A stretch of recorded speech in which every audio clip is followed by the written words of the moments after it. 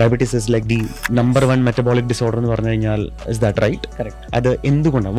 Y is it a metabolic disorder? Metabolic disorder എന്ന് പറഞ്ഞിട്ട് നമുക്കറിയാം എന്തുകൊണ്ടാണ്. What is the definition of sugar? ശരിക്കും പറഞ്ഞിട്ടുണ്ടെങ്കിൽ നമ്മളെ ഗ്ലൂക്കോസ് ലെവൽ നമ്മൾ ഹൈ ആകുന്ന അവസ്ഥയാണ് നമ്മൾ ഡയബറ്റീസ് എന്ന് പറയുന്നത്, അല്ലേ? അപ്പം ഈ ഗ്ലൂക്കോസിന്റെ മെറ്റബോളിസം അബ്നോർമൽ ആവുന്നതുകൊണ്ടാണ് ഗ്ലൂക്കോസ് ഹൈ ആവുന്നത്. ഈ മെറ്റബോളിസം പറഞ്ഞാൽ ഗ്ലൂക്കോസ് ഞാൻ പറഞ്ഞ പോലെ നേരത്തെ ഇൻസുലിൻ ഉപയോഗിച്ചും കൊണ്ട് നമ്മൾ അത് ടിഷ്യൂസിലോട്ട് എടുത്ത് അത് എനർജി സോഴ്സാണ്. അത് മെറ്റബോളൈസ് ചെയ്ത് കഴിയുമ്പോഴാണ് നമുക്ക് ATP പോലുള്ള സാധനങ്ങൾ കിട്ടുക, എനർജി കിട്ടുകയൊക്കെ ചെയ്യുന്നത്. അപ്പം ഹൈപ്പോഗ്ലൈസീമിയ എന്താ സംഭവിക്കുന്നത്? എനർജി ഇല്ല, ATP ഇല്ല, നമ്മളിങ്ങനെ തളർന്നു. അപ്പം ഇതാണ് ശരിക്കും ഗ്ലൂക്കോസ് പ്രോപ്പർ മെറ്റബോളിസം. അപ്പം നമുക്കറിയാം ഓട്ടം ചെയ്യുന്ന ആൾക്കാർ, ഓടുന്ന ആൾക്കാർ, അല്ലെങ്കിൽ കളിക്കുന്ന ആൾക്കാർ, അവർക്ക് കൊടുക്കേണ്ടത് ഗ്ലൂക്കോസ് കൊടുക്കണം, എന്നാലേ അവർക്ക് എനർജി കിട്ടുള്ളൂ. അപ്പം ഈ ഗ്ലൂക്കോസ് മെറ്റബോളൈസ് ചെയ്യുന്ന അബ്നോർമാലിറ്റി കൊണ്ടുണ്ടാകുന്ന അസുഖത്തിനാണ് ഡയബറ്റീസ്.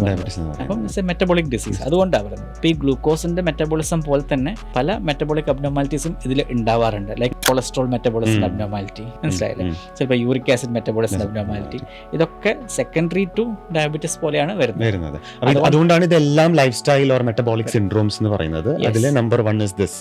ഇതും ഫാറ്റി ലിവറും വളരെ ക്ലോസ് ഫ്രണ്ട്സ് ആണ്. ഇപ്പൊ മെറ്റബോളിക് സിൻഡ്രോം എന്ന് പറഞ്ഞുകൊണ്ട് കൂടി പറയുകയാണ് ഈ ഡയബറ്റീസിന്റെ കൂടെ തന്നെ ഹൈപ്പർ ടെൻഷൻ, കൊളസ്ട്രോൾ അബ്നോർമാലിറ്റി, അതുപോലെ തന്നെ ഇൻസുലിൻ റെസിസ്റ്റൻസ്. അതാണ് നമുക്ക് കുറെ ക്രൈറ്റീരിയാസ് ഒക്കെ ഉണ്ട്. അബ്ഡോമിനൽ സർക്കംഫറൻസ് കൂടുക, ട്രൈഗ്ലിസറൈഡ് കൂടുക, HDL കുറയുക, പിന്നെ ഷുഗർ ഉണ്ടാവുക, അല്ലെങ്കിൽ പ്രഷർ ഉണ്ടാവുക. ഈ 5 ക്രൈറ്റീരിയയാണ് മെറ്റബോളിക് സിൻഡ്രോത്തിന്റെ കമ്പോണന്റ്. പിന്നെ ഇതിന്റെ കൂടെ ഫാറ്റി ലിവർ ചോദിച്ചില്ല. ഫാറ്റി ലിവർ ശരിക്കും മെറ്റബോളിക് സിൻഡ്രോത്തിന്റെ കമ്പോണന്റ് അല്ല. പക്ഷേ ഈ ഫാറ്റി ലിവറിനാണെങ്കിലും ഇപ്പൊ നമ്മൾ പറയാം ഫാറ്റി ലിവർ പഴയതുപോലെ തന്നെ വെച്ചിട്ടുണ്ടെങ്കിൽ അല്ലെങ്കിൽ നാഷ് എന്നൊക്കെ പറഞ്ഞ സംഭവം എൻറ്റിറ്റി കുറച്ചൊക്കെ മാറി. Metabolic associated